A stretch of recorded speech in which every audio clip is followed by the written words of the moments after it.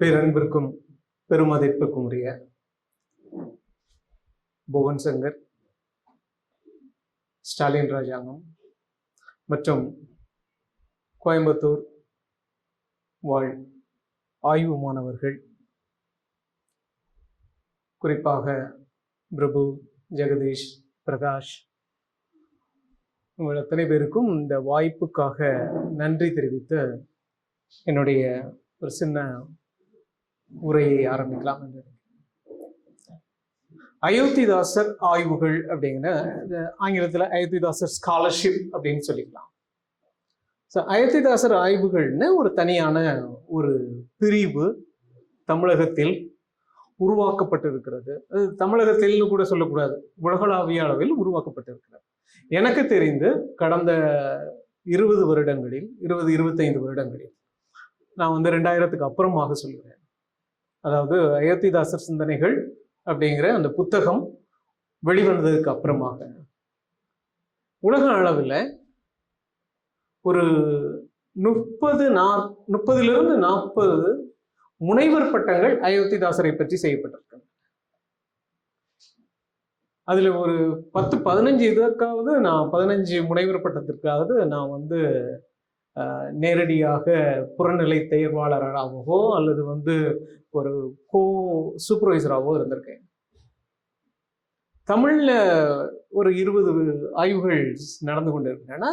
மற்றபடி உங்களுக்கு மிக முக்கியமாக ஜவஹர்லால் நேரு பல்கலைக்கழகத்திலும், ஹைதராபாத் சென்ட்ரல் யூனிவர்சிட்டிலையும், பாண்டிச்சேரி பல்கலைக்கழகத்திலும் வெவ்வேறு துறைகளில் அயோத்திதாசர் ஆய்வுகள் நிகழ்த்தப்பட்டிருக்கின்றன.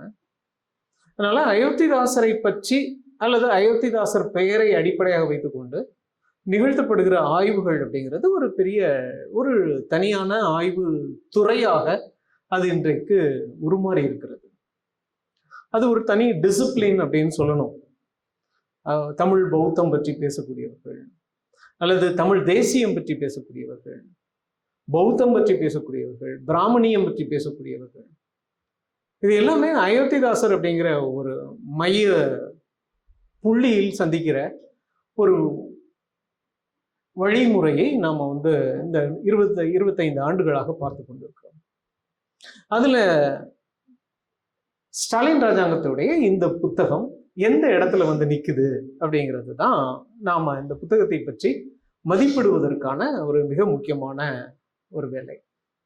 இப்ப ஸ்டாலின் ராஜாங்கத்துடைய இந்த புத்தகம் நான் தொடர்ச்சியாக ஸ்டாலின் ராஜாங்கம் அயோத்திதாசர் பற்றி பேசுவது, எழுதுவது அத்தனையும் தொடர்ந்து கவனித்து வந்திருக்கிறேன்.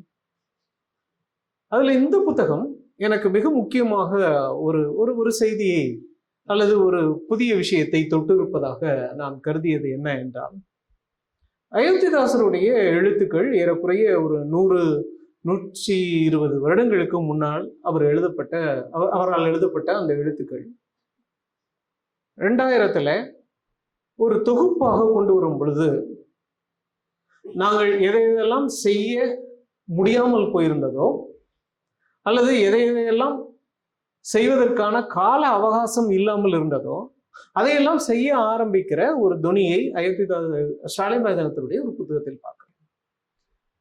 அது ஒரு பதிப்பு நூல் அல்லது ஒரு தொகுப்பு நூல் அப்படின்னு சொல்றோம். அலோசியஸ் அந்த ஒரு 7 வருடங்கள் தமிழன் இதழில் அயோத்திதாசர் எழுதிய கட்டுரைகளை தொகுத்து ஒரு பெரிய தொகுப்பாக கொண்டு வரணும் அப்படிங்கிறத 1994 98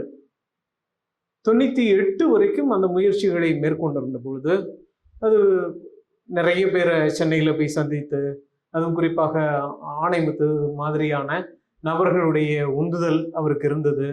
ஸோ அந்த மாதிரி நிறைய பேரை சந்தித்து இந்த புத்தகங்களுடைய அடிப்படையான தமிழன் இதழ்களை பெற்று கொண்டு வந்த பொழுது மிக முக்கியமான ஒரு நெருக்கடியாக என்ன இருந்தது அப்படின்னா, இதை எப்படி வெளியே கொண்டு வர்றது அப்படிங்கிறது. ஏன்னா அத்தனை பெரிய பக்கங்கள் இன்றைக்கு யோசிக்கிற மாதிரி இல்லை. அன்னைக்கு அது ஒரு 1600 பக்கங்கள், ஒவ்வொரு தொகுதியும் 800 பக்கங்கள். அந்த புத்தகத்தை பார்த்தாலே தெரியும் அது படிக்கக்கூடாதுன்னே பிரிண்ட் பண்ண மாதிரியே இருக்கும். இன்னைக்கு யோசித்து பார்த்தா, ஏன்னா மேலே மார்ஜின் கிடையாது, கீழேயும் மார்ஜின் கிடையாது, சைட்லேயும் மார்ஜின் இருக்காது. அவ்வளவு போட்டும் அது 800 பக்கத்துக்கு சேர்ந்துச்சு. ஏன்னா அந்த நேரத்தில் பெரிய புத்தகங்கள்லாம் வரல. பெரிய நாவல்கள்லாம் அப்போ யாரும் எழுதலை. அது தமிழர்களுக்கு வந்து அவ்வளோ பெரிய புத்தகமா அப்படிங்கிற ஒரு மலைப்பு இருந்தது. அதற்கு முன்னாடி இருந்த, இதுக்கு முன்மாதிரியாக இருந்த ஒரே ஒரு தொகுப்பு நூல் என்ன அப்படின்னா ஈவேரா பெரியார் சிந்தனைகள் மட்டும். பெரியார் சிந்தனைகள்லேயும் எழுத்து பெருசு பெருசாக தான் இருக்கும். அதனால அதை கூட நீங்க வந்து இதோட ஒப்பிட முடியாது. இப்போ இவ்வளவு பக்கங்கள், இது வந்து சாதாரணமா நிதானமாக ஒரு ஒரு புத்தகம் மாதிரி அதை வந்து போட்டிருந்தா அது ஒரு 3000 பக்கத்துக்கு வந்திருக்கும். ஆனா அவ்வளவு பெரிய பக்கங்கள் புத்தகத்தை வெளியிடுவதற்கான நிதி உதவியும் அப்போ கிடையாது. அதனாலதான் இதை வந்து அவசர அவசரமாக கொண்டு வர வேண்டும் அப்படிங்கிறது ஒரு நெருக்கடி இருந்தது.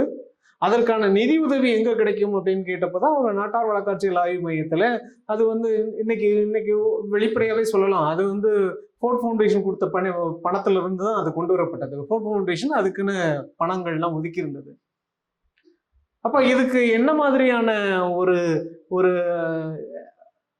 விளக்கத்தை, எது எப்படி நாட்டார் வழக்காட்சிகள் துறை அயோத்திதாசர் புத்தகத்தை கொண்டு வருவது அப்படின்னு நாட்டுப்புறவியலாளர்களுக்குள்ளேயே நிறைய கேள்விகளா இருந்துச்சு.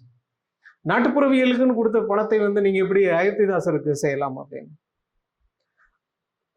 அயோத்திதாசர் நாட்டுப்புறவியலை வேறொரு மாதிரியாக விளக்க ஆரம்பிக்கிறார். அவர் சொல்ற சடங்குகள், சம்பிரதாயங்கள், இது எல்லாமே வேறு மாதிரியான ஒரு பார்வையை முன்வைக்கிறது அப்படின்னு சொல்லிட்டு நான் வந்து அதை விளக்குவதற்கு ஒரு பெரிய கட்டுரையெல்லாம் எழுத வேண்டியிருச்சு. அது என்னன்னா, தமிழ் நாட்டுப்புறவியலுக்கு தந்தை தான் அயோத்திதாசர் தான் அப்படின்னு. ஏன்னா உண்மைதான் அது. இது ஏன்னா அந்த நேரத்துல நாட்டுப்புறவியல் அப்படிங்கிற யோசனையே இல்லை. முதல்ல இதை வந்து நாட்டுப்புற வழக்காறுகளை ஆய்வுபூர்வமாக தொட்டு காட்டியவர் அயோத்திதாசர் தான். அவர்கிட்ட ஒரு முறையில் இருக்கிறது அப்படின்னு நம்ம பார்க்கிறோம்.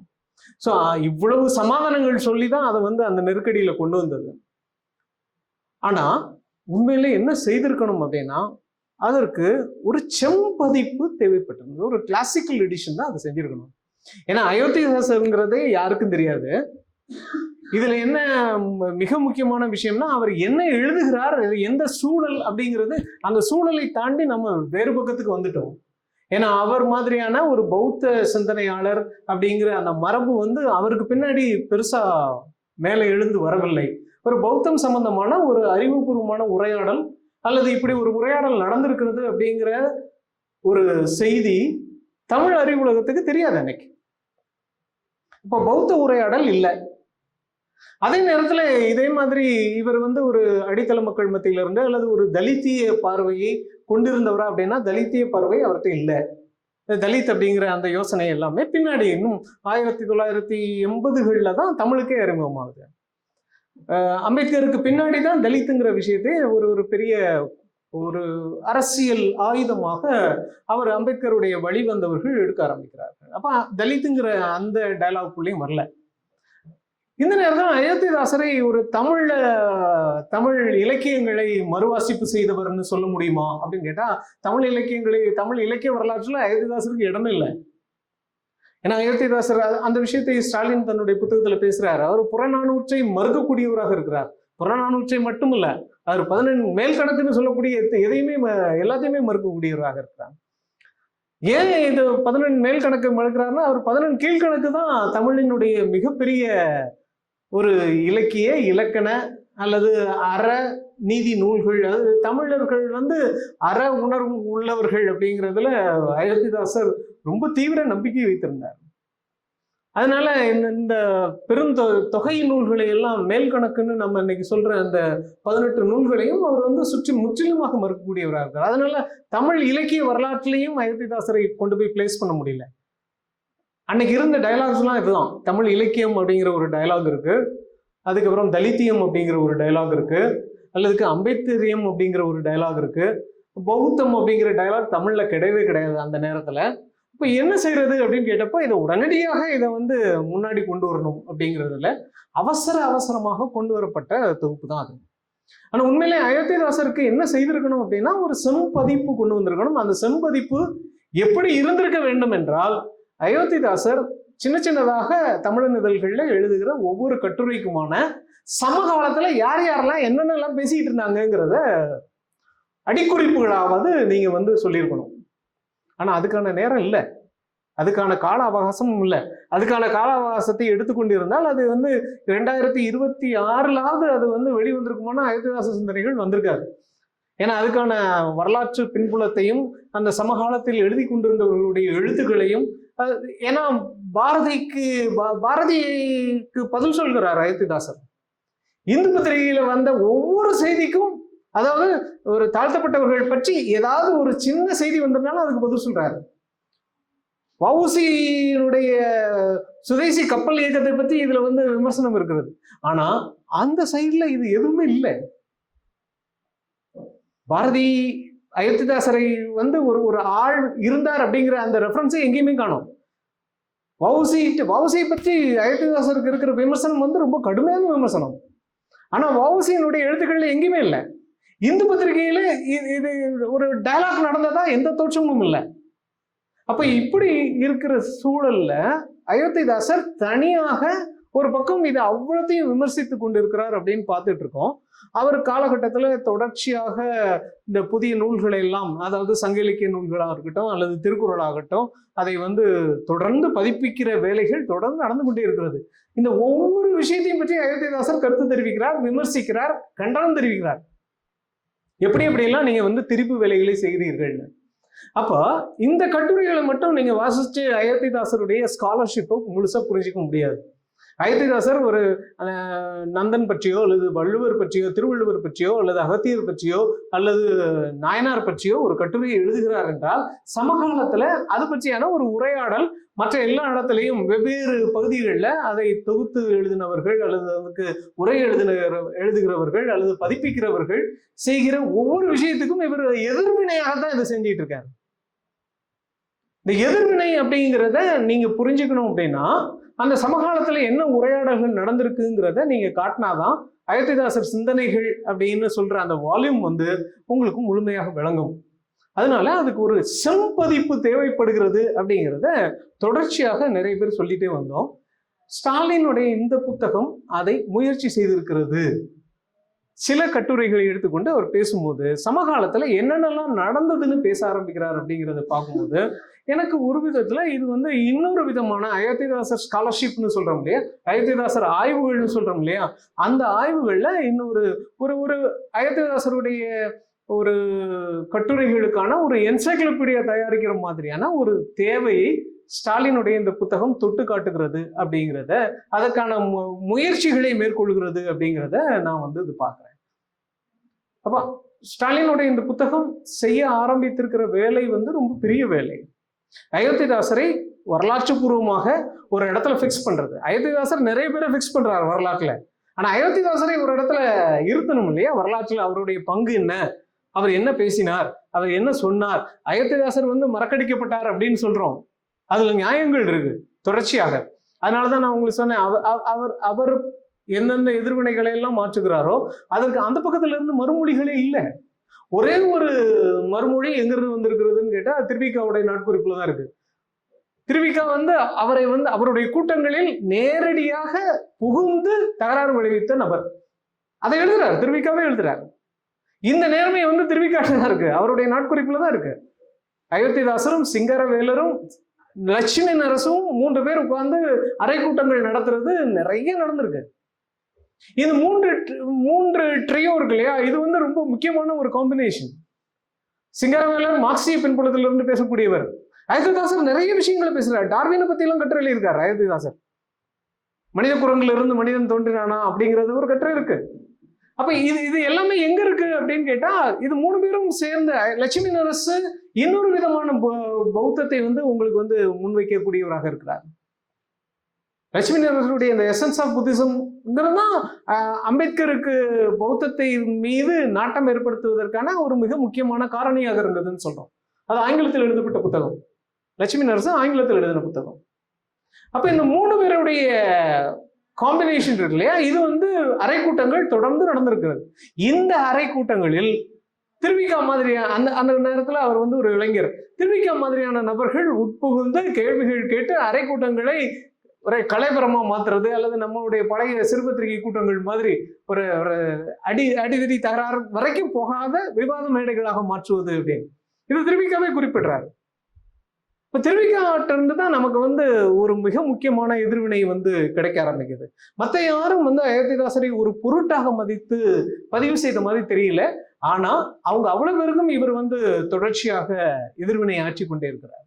அப்ப இந்த வரலாற்று தகவல்களை எல்லாம் நீங்க அந்த தொகுப்புல அயோத்திதாசர் சிந்தனைகள்ங்கிற தொகுப்பை அது சேர்க்கும் போதுதான் அந்த தொகுப்பு முழுமையடையும். அதனாலதான் அது ஒரு செம்பதிப்பு தேவை அப்படிங்கிறத தொடர்ந்து நம்ம பேசிக்கிட்டே இருக்கோம். அந்த செம்பதிப்புக்கான வேலையை ஸ்டாலின் ஆரம்பித்து விட்டார் அப்படிங்கிறது எனக்கு இந்த புத்தகத்துல தெரியுது. அதே நேரத்துல இப்ப ஏன் அயோத்திதாசர் புறநானூற்றை மறுக்கிறார் அப்படின்னு சொல்லும் போது, புறநானூருக்கு யார் யாரெல்லாம் உரை எழுதினார்கள், அந்தந்த நேரத்துல அது எப்படி உருவாக ஆரம்பிச்சது, யார் கண்டுபிடிச்சாங்க, எங்கிருந்து உருவானது, இதையெல்லாம் பார்த்து அயோத்திதாசர் என்ன மாதிரியான முடிவுக்கு வந்திருக்க முடியும் அப்படின்னு ஸ்டாலின் அந்த அயோத்திதாசரை சுற்றி நடந்த விஷயங்களை கற்பனை செய்ய ஆரம்பிக்கிறார், அல்லது ஒரு ஒரு விவரிக்க ஆரம்பிக்கிறார் அப்படின்னு சொல்றோம். அந்த வகையில இந்த புத்தகம் எனக்கு கவர்ந்த ஒரு விஷயம் இது ஒரு அயோத்திதாசர் என்சைக்ளோபீடியாவுக்கான ஒரு முயற்சியாக, ஒரு முன்மாதிரியாக இது தோன்றுகிறது அப்படின்னு சொல்லி. அப்புறம் இதுல 2-3 விஷயங்கள் ஸ்டாலின் அது சிந்தை மொழி அப்படிங்கிறதுல 3 கருத்தாக்கங்களை திரும்ப திரும்ப பேசிக் கொண்டிருக்கிறார்.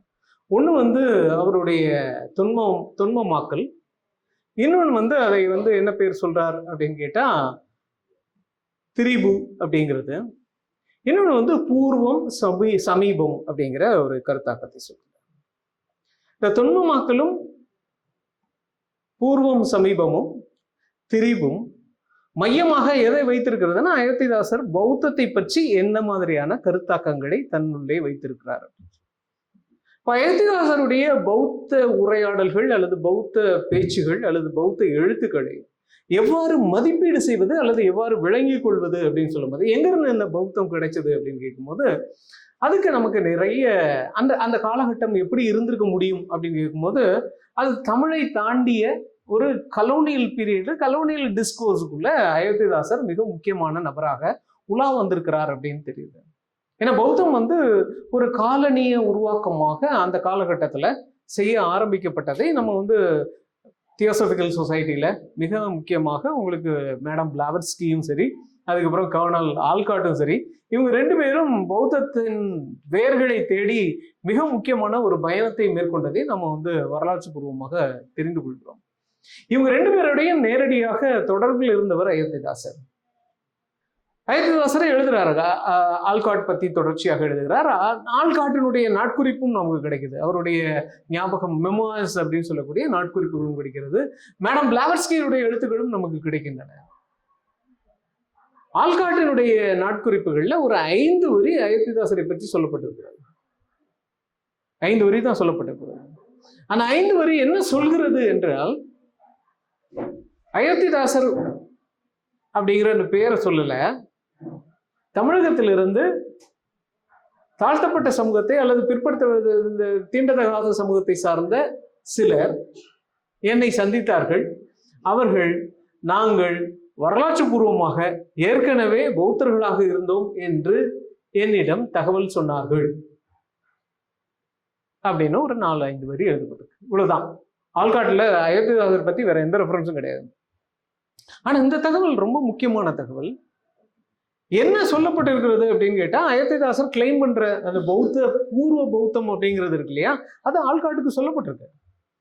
அப்ப அந்த நேரத்துல பௌத்தம் சம்பந்தமாக என்ன மாதிரியான உரையாடல்கள் நடந்து கொண்டிருந்தன அப்படின்னு கேட்கும்போது, ரொம்ப முக்கியமா ஓரியன்டலிசம் அண்ட் ரிலீஜியன் ஒரு புத்தகம் எழுதப்பட்டிருக்கு. ஸ்டீஃபன் கிங்னு ஒருத்தர், ஒரு ஆப்ரோ அமெரிக்கன் ஸ்காலர் ஒரு புத்தகம் எழுதியிருக்கிறார், ஓரியன்டலிசம் அண்ட் ரிலீஜியன் அப்படின்னு.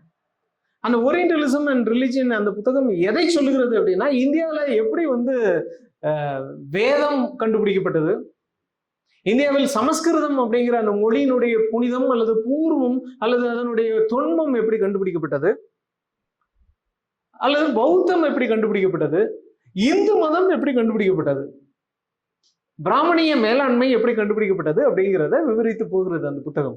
ஓரியன்டலிசம் அண்ட் ரிலிஜியன் ஒரு புத்தகம்.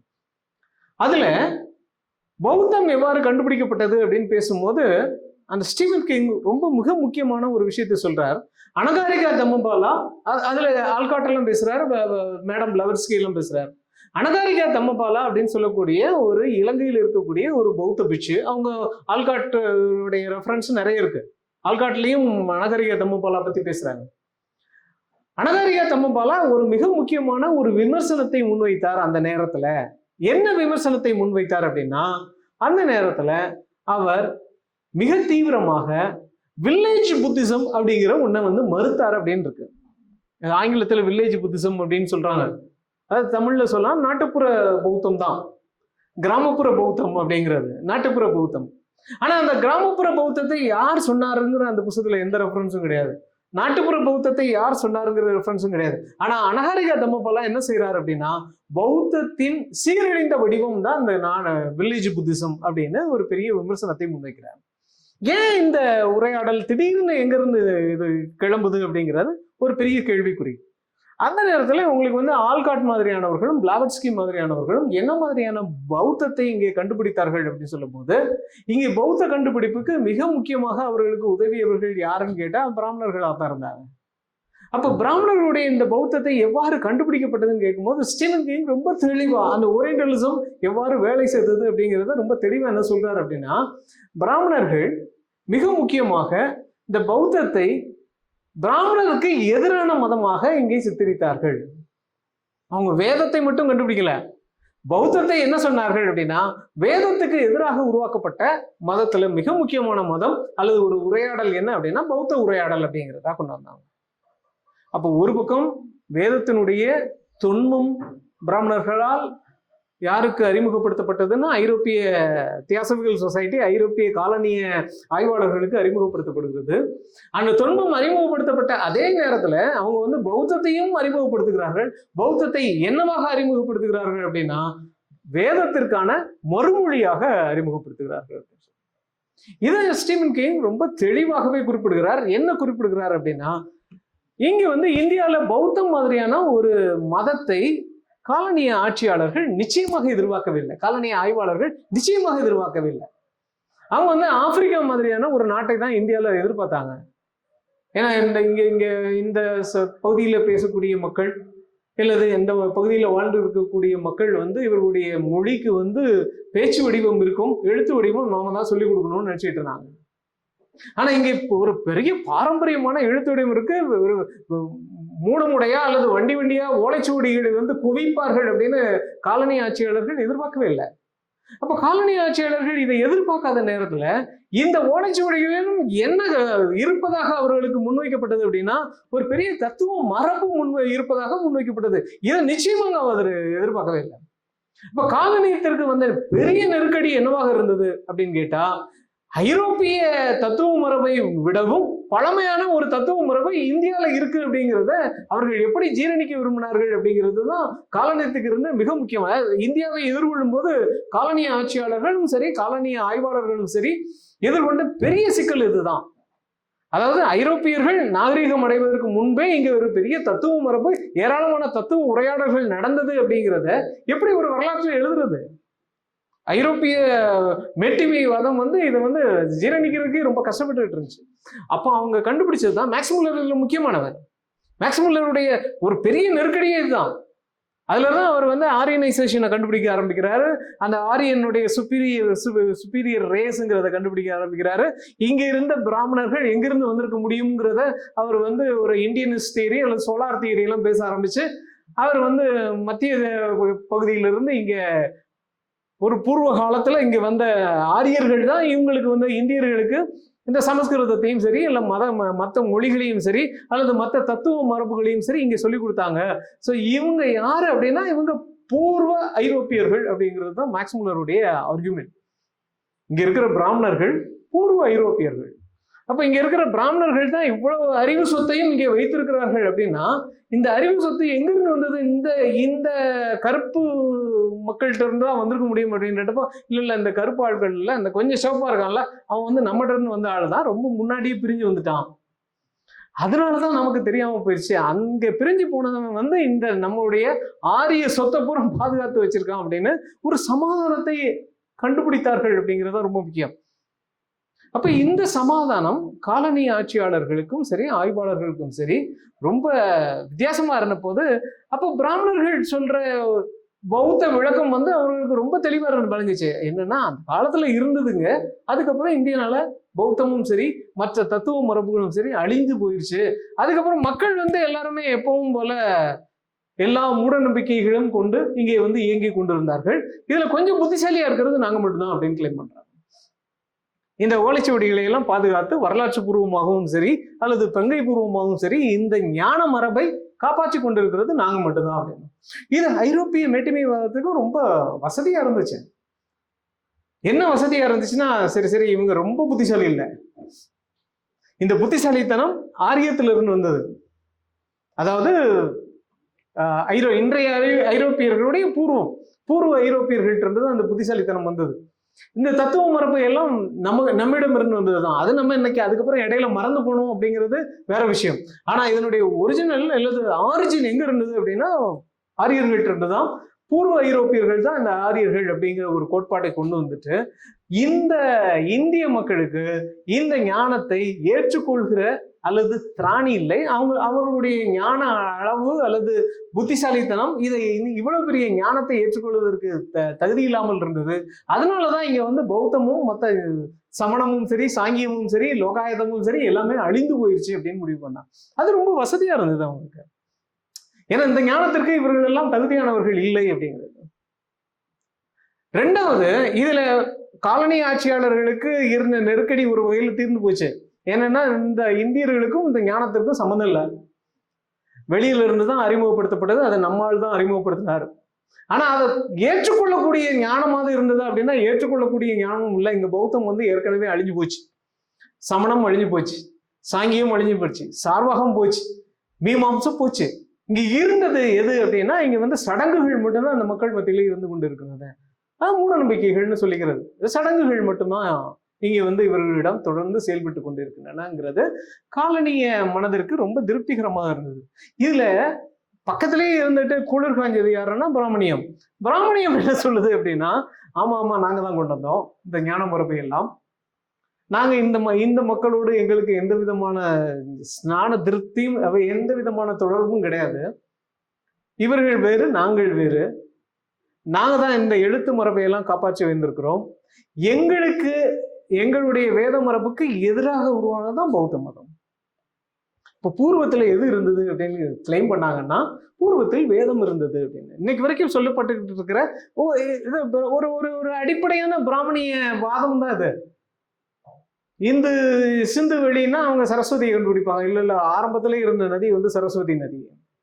இது வந்து ஒரு பிராமணிக்கல் டயலாக் இப்படிதான் தொடர்ந்து செஞ்சுக்கிட்டே இருக்கு. உங்களுக்கு முன்னாடி எதையாவது சொல்ல முடியும். இந்த நேரத்துலதான் உங்களுக்கு வந்து அயோத்திதாசர் பௌத்தம்னு பேச ஆரம்பிக்கிறார்.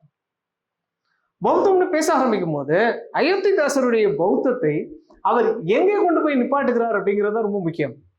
அயோத்திதாசர் தன்னுடைய பௌத்தத்தை எங்கே கொண்டு போய் நிப்பாட்டுகிறார் அப்படின்னு கேட்டா, இந்த நாட்டில் இந்த மக்கள், வெவ்வேறு மொழி பேசக்கூடிய மக்கள், வெவ்வேறு பிரிவுகளாக இருக்கக்கூடிய மக்கள் தங்களுக்குள் சமாதானத்திற்காக கண்டுபிடித்த நெறி பௌத்தம் அப்படின்றார். அதான் இந்திர தேசம். அவர் இந்திர தேசம், இந்திய தேசம்ங்கிறது இந்திர தேசமாக ஏன் மாற்றப்பட்டதுன்னா, இங்க உள்ள அவ்வளவு சமூக குழுக்களும் தங்களுக்குள்ளே போராடி முட்டி மோதி சண்டைப்பட்டு கொண்டிருந்த பொழுது அந்த சண்டையின் கோரத்தை தாங்காது அல்லது அதனுடைய வெக்கையை தாங்காது அவர்கள் தங்களுக்குள்ளே ஒரு அறத்தை கண்டுபிடித்தார்கள். அந்த அறம் தான் பௌத்தம். அந்த அறத்தை போதித்தவன் தான் இந்திரன், அவன் தான் புத்தன். ஸோ இங்கே வந்து ஒரு பௌத்தம் அப்படிங்கிறது இந்த மண்ணில் உருவான ஒரு அறநெறி அப்படிங்கிறதுல இருந்து தான் அவருடைய பௌத்தம் அந்த இந்திர தேச சரித்திரம் முதல் வரியை அப்படிதான் ஆரம்பிக்கும். இப்ப என்ன சொல்ல ஆரம்பிக்கிறாருன்னா, அவர் வந்து காலனியம் தன்னுடைய வசதிக்காக இந்திய மதங்களை பற்றி கட்டமைத்து வைத்த 2 புராணங்களை அடிக்க ஆரம்பிக்கிறார். ஒண்ணு வந்து அவர்கள் ஆரியர்களிலிருந்து வந்த ஒரு வேதம் தான் அப்படிங்கிறத இல்லைங்கிறார். ரெண்டாவது வந்து பிராமணர்கள் தான் இந்த அவ்வளவு அறிவு மரபுக்கும் சொந்தம் கொண்டாடி இருந்தவர்கள், அவர்கள்ட்ட இருந்து தான் அந்த அறிவு மரபு வந்தது அப்படிங்கிறத சுத்தமா மறுக்கிறார். இங்கே பிராமணர்கள் வருகைக்கு முன்பே இங்க வந்து இந்திரம் அப்படிங்கிற ஐந்திரம் அப்படிங்கிற ஒரு பெரிய அறம் வந்து இங்கே செழித்து இருந்தது.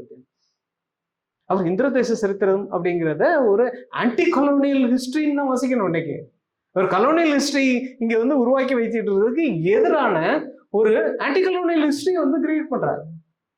ஸ்டீஃபன் கிங்கோடைய அந்த புத்தகம் வந்து இதை ரொம்ப தெளிவா, அயோத்திதாசர் பத்தி அவருக்கு தெரியல, ஆனா ரொம்ப தெளிவா இதை வந்து அடையாளப்படுத்துது. என்ன அப்படின்னா, அந்த காலனியம் எவ்வாறு இந்திய மதங்களை கற்பனை செய்தது அப்படிங்கிறது ரொம்ப தெளிவாகவே சொல்றாரு. அப்ப காலனியம் இந்திய மரபை கற்பனை செய்யும் பொழுது அது ஒரு கட்டத்துல இந்தியர்களுக்கு எந்த புத்திசாலித்தனமும் இல்லை, அது வந்து ஆரிய புத்திசாலித்தனத்துல இருந்துதான் இவ்வளவு தத்துவமரபும் வந்ததுன்னு சொல்லிக்குது. ரெண்டாவது, புத்தர் அப்படிங்கிற நபர் எப்படியா கிரியேட் பண்ணாரு, இந்த மக்கள்கிட்ட இருந்து எப்படி கிரியேட் ஆயிருக்க முடியும் அப்படிங்கிற கேள்விக்கு பிராமணியர்கள் என்ன பதில் சொன்னாங்கன்னா, அவர் வந்து ஒரிஜினல் இல்லைங்க, அவர் எங்களுக்கு எதிர் மறுவினையாக ஒரு ரியாக்ஷனரி, அவர் எங்களுக்கான மறுவினையாக உருவானார், எங்களுடைய சீர்திருத்தவாதி. எப்படி அப்படின்னு கேட்டப்போதான் அவங்க வந்து ரொம்ப தெளிவா ஒரு ஆளை ரெஃபர் பண்ணாங்க, மார்ட்டின் லூதர் கிங் மாதிரி. கிறிஸ்தவ மதத்துல எப்படி வந்து மார்ட்டின் லூதர் கிங் ஒரு ரெவல்யூஷனரியாக அதனுடைய அந்த கிளர்ச்சியை எதிர்த்து எப்படி வந்து பொதுமக்கள் மத்தியிலிருந்து உருவாச்சோ, அதே மாதிரி இங்கு உள்ள வேதத்தில் சடங்கு சம்பிரதாயங்களுக்கு எதிராக ஒரு குரல் ஒரு மார்ட்டின் லூதர் கிங் உருவானாரு. அந்த மார்ட்டின் லூதர் கிங் தான் புத்தர். ஸோ அப்போ உங்ககிட்ட இருக்கிறது இல்லை மார்ட்டின் லூதர் கிங்னு ஒருத்தர், அதே மாதிரியான ஒரு வேல்யூ தான் அந்த புத்தருக்கு வரும் அப்படின்னு சொன்னப்பதான் இந்த ரெண்டு விஷயத்துக்கும் எதிராக தான் புத்தர் அயோத்திதாசர் எதை கட்டமைக்க ஆரம்பிக்கிறாருன்னா அவருடைய பூர்வ பௌத்தம் அப்படிங்கிறத கட்டமைக்க. இப்போ புத்தர் வந்து காலத்தின் பின்னாடி கொண்டு போய் தள்ளுறதுக்கு காரணம் தான். அயோத்திதாசருக்கு நம்ம நிறைய விஷயங்களை வந்து கேள்விக்குட்படுத்துறோம். அவர் வந்து புத்தருடைய காலகட்டத்தை எங்க கொண்டு போய் தள்ளுறாருன்னா கிமு 3000 கொண்டு போயிறாரு. அது மணிமேகலை வச்சுக்கிட்டு உங்களுக்கு அந்த காலகட்டத்தை பின்னாடி ரொம்ப பின்னாடி கொண்டு போய் தள்ளிடுறாரு. அதை வந்து இன்னைக்கு வரலாற்று பூர்வமாக நம்ம யோசிச்சு பார்க்கும்போது அது ஒரு பெரிய அது அயோத்திதாசர் மீது சொல்லக்கூடிய ஒரு பெரிய குற்றச்சாட்டு இருக்கு இல்லையா. அவர் வந்து எதை நாம கற்பனை பண்ண முடியாத விஷயங்களை எல்லாம் வரலாறுன்னு சொல்றாருன்னு, அது அப்படி ஒண்ணு இது. ஆனா அதுக்கு பின்னாடி இருக்கிற காரணம் என்ன அப்படின்னா, அவர் வந்து ஆரிய வருகைக்கு முன்னாடி புத்தர் வந்துட்டாரு அப்படிங்கிறத அவருக்கு வந்து சொல்ல வேண்டிய பெரிய பெரிய நெருக்கடி இருந்தது. ஏன் இந்த நெருக்கடியை அவர் வந்து ஃபீல் பண்ணார் அப்படின்னு கேட்டா, ஆல்காட்டும் சரி, மற்றவர்களும் பிளாவட்ஸ்கியும் சரி, மேக்ஸ் முல்லரும் சரி, இவர்கள் அவ்வளவு பேரும் கட்டமைக்கிற இந்த பௌத்தம் இருக்கு இல்லையா, அந்த பௌத்தம் வந்து பௌத்தத்தை ஒரு மறுமொழியாக கட்டமைக்கிறது, வேதத்திற்கான மறுமொழியாக எதிர்வினையாக கட்டமைக்கிறது அப்படிங்கிறத அயோத்திதாசர் ஒத்துக்கவே இல்லை. ஸோ இந்த விவாதம் தான் அயோத்திதாசரை எங்கே கொண்டு போய் நிப்பாட்டுகிறது அப்படின்னு கேட்டா, அவர் வந்து தொடர்ச்சியாக பௌத்தத்தை எவ்வாறு கண்டுபிடிக்கிறார் அப்படிங்கிற ஒரு கட்டத்துக்கு கொண்டு போய் இருக்கிறார்.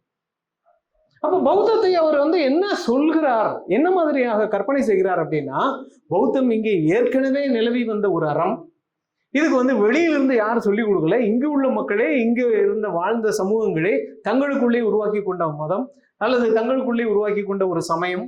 அப்ப இந்த பௌத்தத்தை காலி பண்ணது யாரு அப்படின்னு கேட்டா, அதுக்கப்புறமாக உங்களுக்கு பிராமணர்களை இங்க கொண்டு வந்து சேர்க்கிறார். இப்போ பிராமணர்களை இங்க கொண்டு வந்து சேர்க்கும் போது அவர் கற்பனை பண்ற ஒரு மிக முக்கியமான ஒரு ஆள் யார் அப்படின்னா பூர்வ பௌத்தர்னு ஒண்ணு. இதுல பிராமணர்கள் தங்களை வந்து மேன்மையாக கருதி கொண்டுக்கிறதுக்கு ஒரு பிராமண மேலாதிக்கம் ஒண்ணு இருக்குல்ல, ஒரு பிராமண மென்டாலிட்டி ஒண்ணு. அவங்க வந்து இந்த சாதாரண மனிதர்களோடு என்றைக்குமே உரையாடல் வைத்துக் கொண்டதான் அவங்களுடைய எந்த புராணமும் சொல்லாது. பிராமணர்கள் தங்களுடைய எதிரியை கூட கடவுளாகத்தான் நினைச்சுக்குவாங்க. புத்தர் தான் அவங்களுக்கு எதிரியாக இருக்க முடியும், வேற சாதாரண நபர்கள்லாம் பிராமணர்களை எதிர்க்க முடியாது. இதை உடைக்கிறது தான் அயோத்திதாசருடைய மிக முக்கியமான வேலை. அவர் புத்தர்களையும் பிராமணர்களையும் தனித்தனியாக வரலாற்றுல பிரிச்சுட்டு பிராமணர்களுக்கு எதிரான நின்றவர்கள் யாருன்னு கேட்டா பூர்வ புத்தர்கள்னு சொன்னார், புத்தருடைய வழி வந்தவர்கள் அப்படின்னு சொன்னார். அப்ப பூர்வ பௌத்தம் அப்படிங்கிறது அயோத்திதாசருடைய சிந்தனையின்படி, அயோத்திதாசருடைய விளக்கத்தின்படி பூர்வ பௌத்தம் அப்படிங்கிறது பிராமண தொன்மமாக்களுக்கு, பிராமணர்கள் தங்களை பற்றி ஒரு புராணம் உருவாக்கினாங்கல்ல, பிராமணர்கள் தங்களை பற்றி ஒரு தொன்மத்தை கட்டமைத்தார்களே, அந்த தொன்மத்திற்கு எதிரான வரலாறாக இருந்தது அப்படிங்கிறது ரொம்ப முக்கியம். அப்ப அயோத்திதாசருடைய பூர்வ பௌத்தம்ங்கிறது தொன்மம் இல்லை, அது வரலாறு. அதுல வந்து நிஜமான கதாபாத்திரங்கள் இருக்கு. பிராமணர்கள் அப்படிங்கிற ஒரு சாதியும், அதுக்கப்புறம் பறைய போகிறார்கள் அப்படின்னு சொல்லக்கூடிய அந்த பூர்வ பௌத்தர்கள்ங்கிற ஒரு சாதியும், ரெண்டு சாதியும் முட்டிக்கிட்டது தான் உங்களுக்கு வந்து இந்த பூர்வ பௌத்தத்தினுடைய சிந்தனையாக இருந்தது அப்படின்னு சொல்றாரு. இப்ப இது வந்து ஸ்டாலினுடைய புத்தகத்துல அவர் சொல்ற அந்த தொன்மமாக்கல் அப்படிங்கிற ஒரு விஷயத்தை இன்னும் கவனமாக பரிசீலிக்க வேண்டும் அப்படின்னு நான் கேட்கறதுக்கு காரணம், அது வந்து மித்து இல்ல. அயோத்திதாசர் உருவாக்கின அந்த பூர்வ பௌத்தம்ங்கிறது ஒரு புராணம் இல்லை, அது தொன்மம் இல்லை, அது வரலாறு. அதுதான் இந்திர தேசத்துல வருது. அது வந்து ஒரு ஒரு வேதமோ அல்லது ஆதி வேதம் மாதிரியாகவோ அல்லது ஒரு இன்னொரு புராண கதையாகவோ அயோத்திதாசர் அதை கிளைம் பண்ணவே இல்லை. அயோத்திதாசர் அது என்னதுன்னு கிளைம் பண்றாருன்னா அது ஒரு வரலாறுன்னு கிளைம் பண்றாரு. அது கடவுள்கள் யாருமே வரலங்க. எந்த விதமான கதாபாத்திரங்களும் கடவுள் கதாபாத்திரங்கள் அங்க இல்லவே இல்லை. நீங்க அரூப கதாபாத்திரங்களும் இல்லை. அங்க வந்து நிஜமான மனிதர்களை காட்டுறாரு. இந்த நிஜமான மனிதர்கள் எங்கிருந்து வருகிறார்கள் அப்படின்னு கேட்கும்போது, அதுக்கும் முன்னாடி அயோத்திதாசருக்கு முன்னாடி அந்த சமூகத்தில் வழங்கி வந்த மிக முக்கியமான ஒரு கதை, ஒரு நாட்டுப்புற கதை அல்லது வந்து ஒரு லெஜெண்ட் அப்படின்னு சொல்லிக்கலாம், ஒரு பழமுறுப்பு கதை, சாதியின் தோற்றம் பற்றி பேசக்கூடிய ஒரு கதை இருக்கு. அந்த கதைக்கு பேர் வந்து என் தம்பி பாப்பாங்கிற கதை. எப்படிடா நீங்க எல்லாம் பறையர்கள் ஆயிட்டீங்க, எப்படி வந்து தீண்டத்தகாதவர்களாக மாற்றப்பட்டீங்க, எப்படி வந்து தாழ்த்தப்பட்டு ஆனீங்க அப்படின்னு கேட்கறதுக்கு வாய்மொழி ஆதாரமாக ஒரு கதை சொல்லப்படுறாரு பறையர் சமூகத்துக்கு மத்தியில. அந்த கதை என்ன சொல்கிறது அப்படின்னா, நான் எப்படி பறையராக்க மாற்றப்பட்டேன் அப்படிங்கிறது மட்டும் சொல்ல, நான் பறையரான நேரத்துல இன்னொருத்தர் எப்படி பிராமணன் ஆனா அப்படிங்கிறதையும் சொல்லுது. அப்ப பறையரும் பிராமணரும் ஒரே நேரத்தில் உருவாக்கப்பட்டவர்கள். இதைத்தான் அயோத்திதாசர் இங்க வந்து சொல்றாரு. எப்படி வேஷ பிராமணர்கள் உருவானார்கள், எப்படி வந்து பூர்வ பௌத்தர்கள் பறையர்களாக மாற்றப்பட்டார்கள் அப்படின்னு சொல்றாரு. அப்போ ஒரு வாய்மொழி கதை அங்க ஏற்கனவே அந்த சமூகத்துல மரபு வழியாக வந்துகிட்டு இருக்கிற ஒரு வாய்மொழி கதையை இவர் வந்து பழமரபு கதையாக அல்லது வரலாற்று கதையாக உருமாற்றம் செய்கிற வேலையை தான் அந்த இந்திர தேச சரித்திரத்தில் செய்கிறார். அயோத்திதாசர் திரும்ப திரும்ப சொல்லி கொண்டிருந்தது என்ன, செய்து கொண்டிருந்தது என்ன அப்படின்னா, ஒரு வரலாற்று உருவாக்கம் தானே ஒழிய அது தொன்மமாக்கல் இல்லை. தொன்மமாக்கலுக்கு எதிரான ஒரு வேலையை தொடர்ந்து அவர் செய்து கொண்டிருந்தார் அப்படிங்கிறத ரொம்ப முக்கியமாக நம்ம கருதணும். அப்ப இந்த தொன்மமாக்கல் அப்படிங்கிறது இருக்கு இல்லையா, இந்த தொன்மமாக்கலுக்கு எதிரான ஒரு வரலாற்று உருவாக்கத்தை, இந்த வரலாற்று உருவாக்கத்துல நிறைய கோளாறுகள் இருக்கும். ஏன்னா அந்த நேரத்துல நீங்க இது வந்து வரலாற்று பூர்வமாக சரியா, இதுக்கு என்ன கல்வெட்டு இருக்கிறது அல்லது இதுக்கு எந்த ஆதாரம் இருக்கிறது, எந்த நூல் இருக்கிறது அப்படின்னு கேட்டா எதையுமே சொல்றதுக்கு வழியே இல்லை. ஆனா அயோத்திதாசர் அந்த நேரத்திலையும் ஒரு நூலை சொல்றாரு. அந்த நூல் தான் நாரதிய புராண சங்கை தெளிவு அப்படின்னு சொல்லக்கூடிய நூல். அந்த நூலை நான் படிச்சேன், ஆனா அதுக்கப்புறம் காணாம போயிடுச்சு அப்படிங்கிறாரு. ஆனா அந்த நூல் என்னவாக இருக்க முடியும் அப்படின்னு கேட்டா, அந்த நூலை நாரதிய புராண சங்கை தெளிவுங்கிற நூலை எழுதியவர்கள் 2 பேருன்னு சொல்றாரு. வஜ்ரசூச்சின்னு ஒருத்தர், அஸ்வகோஷர்னு ஒருத்தர். வஜ்ரசூச்சியும் வஜ்ரசூதரும் அஸ்வகோசரும் எழுதிய நாரதிய புராணசங்கை தெளிவு என்கின்ற ஒரு செய்யுளை நான் படிக்க நேர்ந்தது அப்படின்னு அயோத்திதாசர் எழுதுறார். அதற்கு அப்புறமாக அந்த நூல் வந்து எனக்கு கிடைக்கவில்லை, அது காணாம போயிடுச்சுன்னு. இதை வந்து கேள்வி பேசுறவங்க உடனே இது அயோத்திதாசர் மேல முதல் கேள்வி இதுதான் வைக்கப்பட்டது. 2003 என்னுடைய புத்தகம் வந்தப்போ ஆமாக்ஸ் எழுதின முதல் விமர்சனம் இதுதான். நாரதிய புராண சங்கை தெளிவுன்னு ஒரு புத்தகத்தை, கற்பனையான புத்தகத்தை அயோத்திதாசர் சொல்றாரு. அவருடைய வேஷ பிராமணர் அப்படிங்கிற சிந்தனையும் சரி, பூர்வ பௌத்தர் அப்படிங்கிற சிந்தனையும் சரி, அந்த நாரதிய புராண சங்கை தெளிவுங்கிற அந்த புத்தகத்திலிருந்து தான் உருவாகுது. அதை அவரால் காட்ட முடியவில்லை. ஒரு கற்பனையான புத்தகம், இது வந்து முழுக்க முழுக்க கற்பனை அப்படிங்கிறது தான் தமிழ்ல வைக்கப்பட்ட முதல் விமர்சனம். 2வது விமர்சனம் தான் உங்களுக்கு வந்து அருந்ததியர் வந்து கேவலமா பேசுறாரு அப்படின்றது. ஆனா நாரதிய புராண சங்கை தெளிவு அப்படிங்கிறது ஒரு மிக முக்கியமாக இந்த வஜ்ரசூதரும் அஸ்வகோசரும்னு 2 பேரை சொல்றாருல. அஸ்வகோசர் ஒரு புத்தகம் எழுதியிருக்காரு. அந்த புத்தகத்துக்கு பேரு வஜ்ரசூச்சி. அந்த புத்தகம் கிடைக்குது இன்னைக்கு. அஸ்வகோசர் எழுதுற புத்தகத்துக்கு பேரு வஜ்ரசூச்சி. வஜ்ரசூச்சின்னா வைர ஊசின்னு பேரு. வைர ஊசி எதுக்கு அப்படின்னா, வைரத்தை வெட்டுவதற்கு வைர ஊசி அப்படிங்கிறது. பிராமணர்களை அல்லது பிராமணியத்தை அல்லது பிராமண கோட்பாடுகளை ஒரு மாதிரி விமர்சிக்கக்கூடிய புத்தகம் தான் அந்த வஜ்ரசூச்சிங்கிறது. அஸ்வகோசர் எழுதுனதுன்னு இன்னைக்கு கிடைக்குது. அதுல வந்து என்ன சொல்லப்படுதுன்னா, நீ உன்னை பிராமணன் சொல்லிக்கிறிய, நீ எப்படி பிராமணன்? நீ வந்து தலையில இருந்து பிறந்தேன்னு சொல்றிய, நீ எப்படி தலையில இருந்து பிறந்திருக்க முடியும் அப்படின்னு இன்னைக்கு பெரியாருடைய கேள்விகள்னு நம்ம சொல்றோம் இல்லையா, பெரியார் வந்து கேட்கிற கேள்விகள்னு. இந்த கேள்விகளை பூரா யாரு கேட்டிருக்கா அப்படின்னா அஸ்வகோசர் கேட்டிருக்கார் வஜ்ரசூச்சிங்கிற நூல்ல. நீங்க வந்து நிறைய பேர் வந்து மானுடைய வயிற்றுல பிறந்தவங்க நிறைய பேர் இருக்கான். அது உங்களுக்கு செம்படவ பெண் பிறந்தவர் நிறைய பேர் இருக்கான். இவங்க அவ்வளவு பேரும் தான் உங்களுக்கு வந்து பெரிய வேதத்தை கொண்டு வந்தவர்கள்னு சொல்றீங்க. அப்போ பிராமணர்கள்ட்ட இருந்து வரவே இல்லையா அப்படிங்கிற கேள்வியெல்லாம் அதுல இருக்கு. தொடர்ச்சியாக அந்த வஜ்ர சூச்சி என்ன பேசுது அப்படின்னா, பிராமணர்கள் என்னென்னலாம் கிளைம் பண்றாங்களோ அவ்வளத்தையும் மகாபாரத துணை கொண்டும், வேதம் துணை கொண்டும், அவங்க சொல்ற வேதம் துணை கொண்டும் இது அவ்வளத்தையும் வந்து மறுத்து பேசிட்டு இருக்கு. இந்த நூல் வஜ்ர சூச்சின்னு சொல்லப்படுது. இது வந்து சமஸ்கிருதத்துல எழுதப்பட்டிருக்கு. இது வந்து தமிழ்ல இதனுடைய விளக்க நூல் நாரதீய புராண சங்க தெளிவா இருக்கலாம், தழுவல் நூலாக இருக்கலாம். இது இருக்கலாம் தான், ஒரு சந்தேகம். இந்த நூலை அயோத்திதாசர் கேள்விப்பட்டிருக்கலாம் அல்லது வாசித்திருக்கலாம். அது யார் எழுதுனதுங்கிறது தெரியாம வஜ்ர சூதர், அஸ்வகோசர்னு 2 பேரும் சேர்ந்து எழுதின புத்தகம் அப்படின்னு ஒரு முடிவுக்கு வந்திருக்கலாம். இதை ஏன்னா இந்த 2 பேர்லையும் ஒருத்தர் எழுதுன இன்னொரு புத்தக பேரு இது. அப்ப நாரதீய புராண சந்தி தெளிவு அப்படிங்கிறது ஒரு பெரிய ஆன்டி பிராமின் டயலாக் வந்து இங்க ஓடிக்கொண்டிருந்தது இந்திய மரபுல தொடர்ந்து. அதாவது பிராமணர்கள் தங்களை பற்றி மேன்மையாக சொல்லி கொண்டிருந்த எதையும் இங்கே கண்மூடி நம்பிக்கொண்டிருந்தது இந்த சமூகம் அப்படிங்கிறதுலாம் இல்ல. அவர்களை தொடர்ச்சியாக விமர்சித்து கொண்டிருந்தது. அவர்கள் கேட்கிற, அவர்கள் சொல்லுகிற, அவர்கள் கற்பனை செய்கிற ஒவ்வொரு துன்பத்தையும் தொடர்ச்சியாக விமர்சித்து கொண்டே இருந்தார்கள் அப்படின்னு சொல்றோம். அதனுடைய பாரம்பரியத்துல தான் அயோத்திதாசர் வந்து சேர்றாரு. அப்ப அயோத்திதாசர்கிட்ட நம்ம பார்க்கக்கூடிய ஒரு ஆன்டி பிராமின் டயலாக் இருக்கு இல்லையா, அந்த டயலாக்கு ஒரு ஹிஸ்டரி இருக்கு.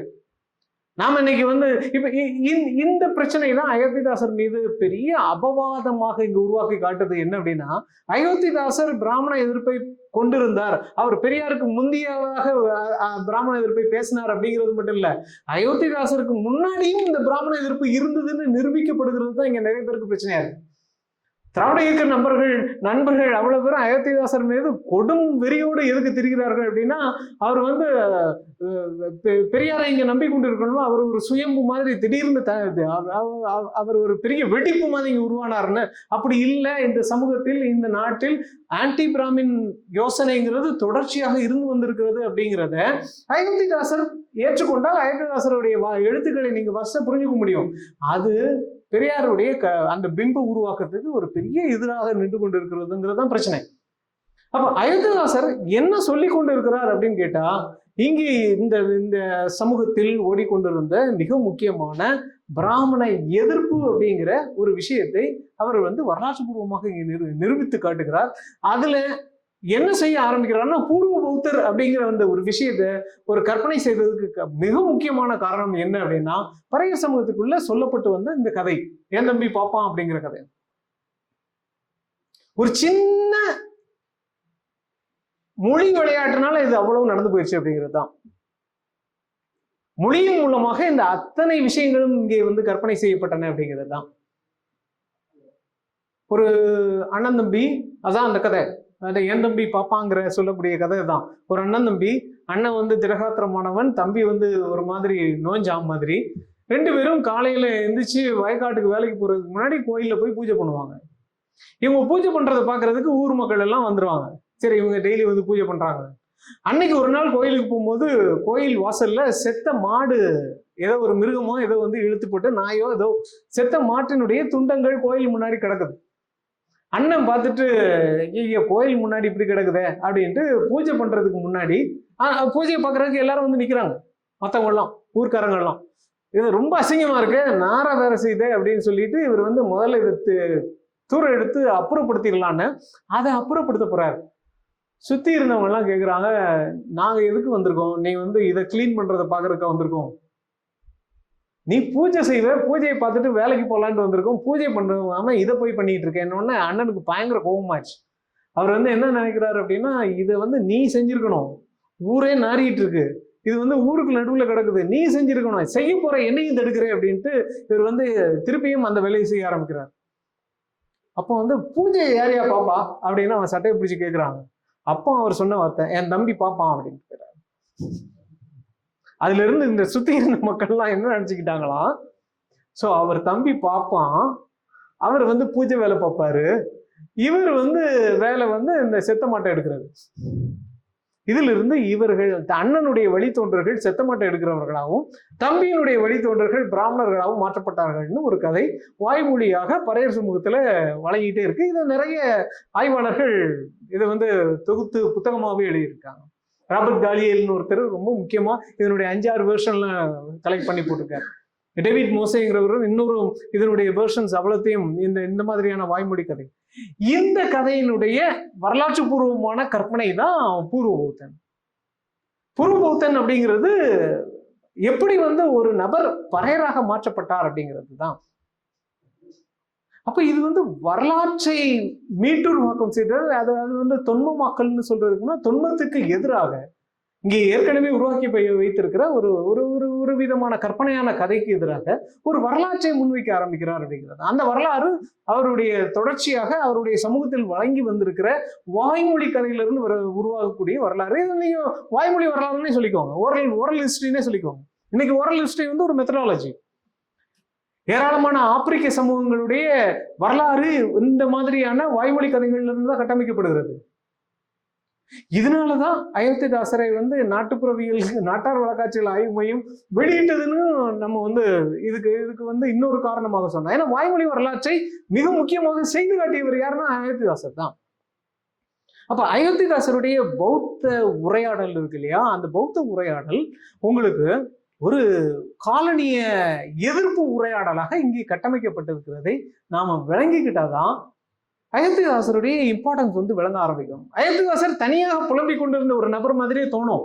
ஆனா அவர் உங்களுக்கு சமகாலத்துல இங்க உருவாக்கி வந்த ஒரு தமிழ் அறிவுலகம் அப்படின்னு சொல்லக்கூடிய நபர்களுக்கும் எதிர்வினையாற்றி இருக்கிறார். அவர் காலனிய ஆய்வாளர்களுக்கும் எதிர்வினையாற்றி இருக்கிறார். அப்போ அயோத்திதாசருடைய அந்த ஒரு ஒரு இன்டெலிஜிபிலிட்டி அல்லது அவருடைய ஒரு ஜென்யூனிட்டி என்ன அப்படின்னா, அவர் இந்த பௌத்தத்தை இந்த மக்கள்கிட்ட இருக்கிறதாக அவர் நிரூபிக்க வேண்டிய ஒரு மிக முக்கியமான தேவை இருந்தது.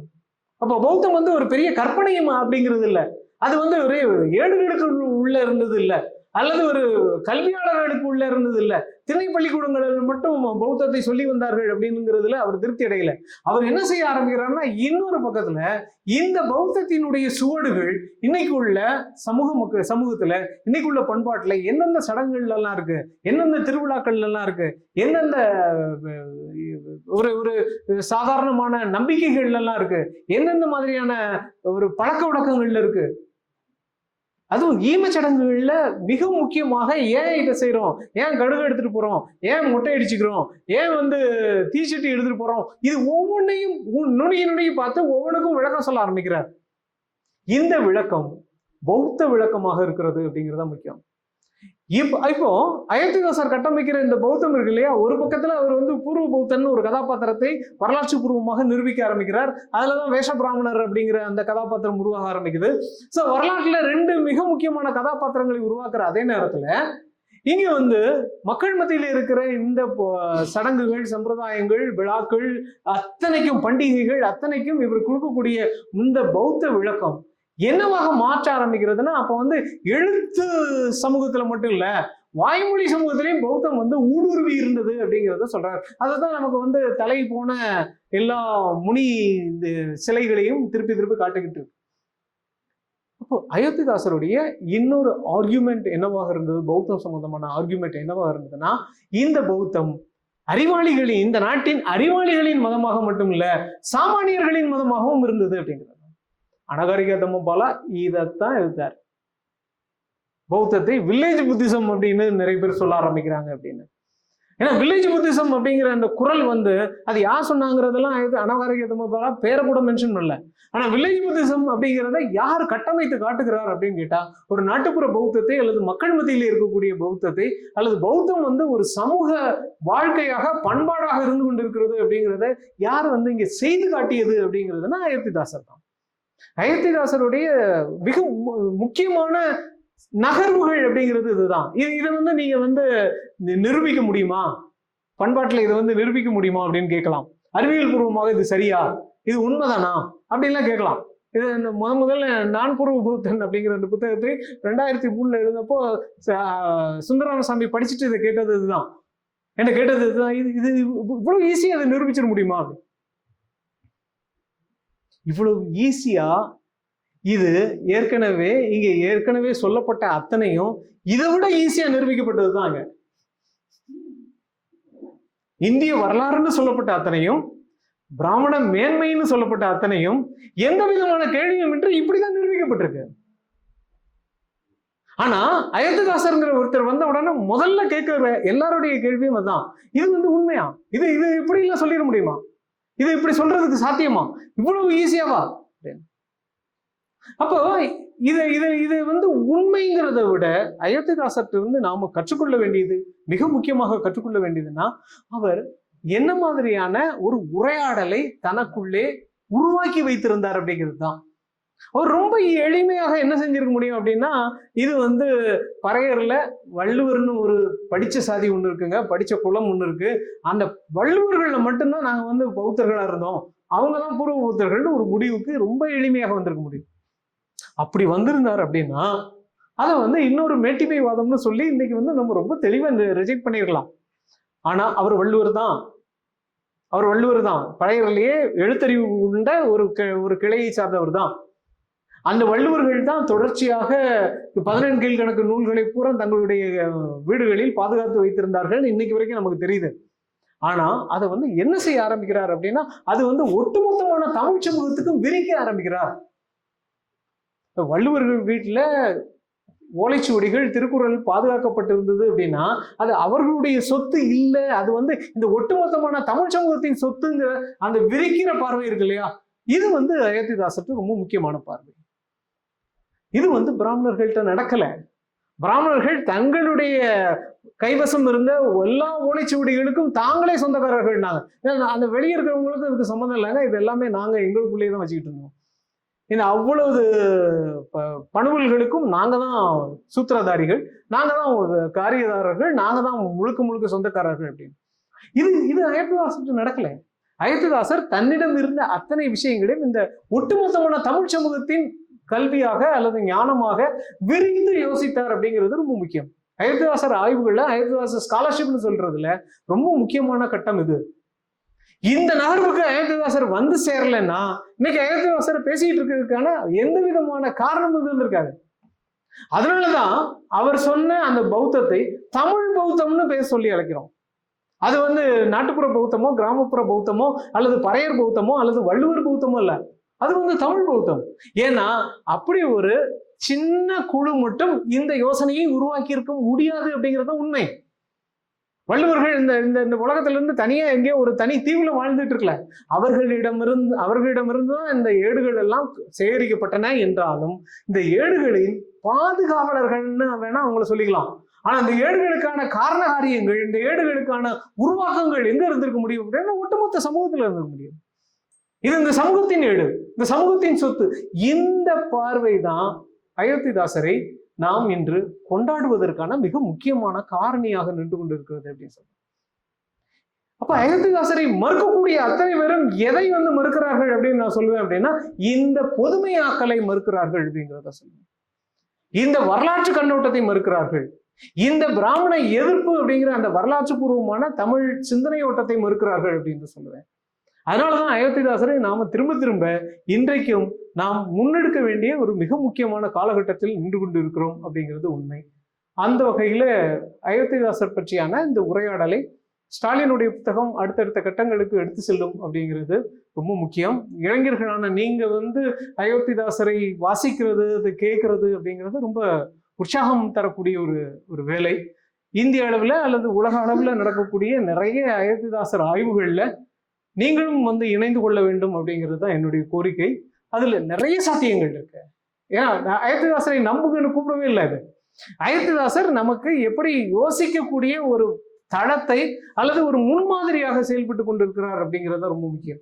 அயோத்திதாசர் சொன்ன எல்லாத்தையும் அப்படியே ஏற்றுக்கொண்டு நீங்க வந்து அதை ஹைபோதசிஸ் நினைச்சிட்டு நீங்க ப்ரூவ் பண்ணுங்க அப்படிங்கிறத கேட்கல. அதனாலதான் சொல்றோம், அயோத்திதாசர் ஸ்காலர்ஷிப்னு ஒண்ணு இருக்கு. அந்த ஸ்காலர்ஷிப் அயோத்திதாசரையும் மறுக்கலாம், அயோத்திதாசரையும் மறுக்கலாம். ஆனா அவர்கிட்ட செயல்பட்ட அந்த நீதியை மறுக்க முடியுமான்னு எனக்கு தெரியல. அறிவுங்கிறது ஒரு தனி குழுவுக்கான ஒரு சொத்தாக இருக்க முடியுங்கிறத அவர் மறுத்தார். அது வந்து ஒரு ஒட்டுமொத்த சமூகத்துக்கான சொத்தாக தான் அறிவு வந்து உருவாயிருக்க முடியுங்கிறது அவருடைய அடிப்படையான அறமாகவும் நீதியாகவும் இருந்தது. அதை யாருமே மறுக்க முடியாது, அதை மறுக்கிறதுக்கு வாய்ப்பே இல்லை. அதனாலதான் அந்த அடிப்படையில தான் அயோத்திதாசனுடைய ஸ்காலர்ஷிப் உருவாக ஆரம்பிக்குது. அந்த ஸ்காலர்ஷிப்புக்குள்ள உங்க அத்தனை பேரையும் வருக என்று வரவேற்று இந்த வாய்ப்பை முடித்துக் கொள்கிறேன். நன்றி, வணக்கம்.